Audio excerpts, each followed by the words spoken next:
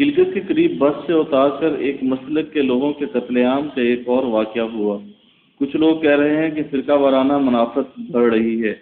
شاید یہ لوگ نیند ہی میں خبر سنتے ہیں اور نیند ہی میں تبصرے جاری فرما دیتے ہیں۔ ملک میں گھوم پھر کر کوئی بھی دیکھ سکتا ہے کہ شمال کے ایک مختصر سے علاقے کو چھوڑ کر جہاں فرقہ وارانہ بینک قبائلی تصادم موجود ہے، باقی ملک میں کہیں بھی عوامی سطح پر کوئی منافرت نہیں ہے۔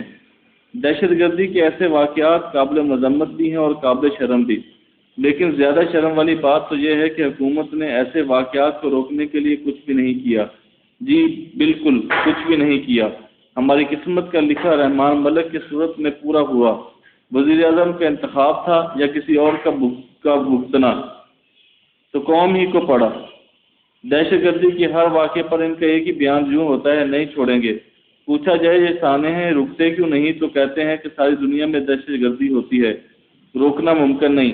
اور لطف کی بات یہ ہے کہ جب وہ دہشت گردی میں وقفہ آ جائے تو قابل اور لائق اور فائق وزیر کا فرمان کچھ اور ہے، دیکھا ہم نے دہشت گردی روک دی، اور اگر سلسلہ پھر چل پڑے تو پہلے والا بیان تو موجود ہی ہے۔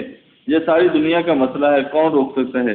حکومت کسی معاملے میں بھی سنجیدہ نہ ہونے کی قسم جاتے جاتے دم توڑ دے اور کم از کم داخلی اور سیکیورٹی معاملات پر ہی سنجیدہ ہو جائے، لیکن افسوس سورج مشرق سے نکل سکتا ہے، لیکن یہ حکومت اور سنجیدگی توبہ توبہ استغفار۔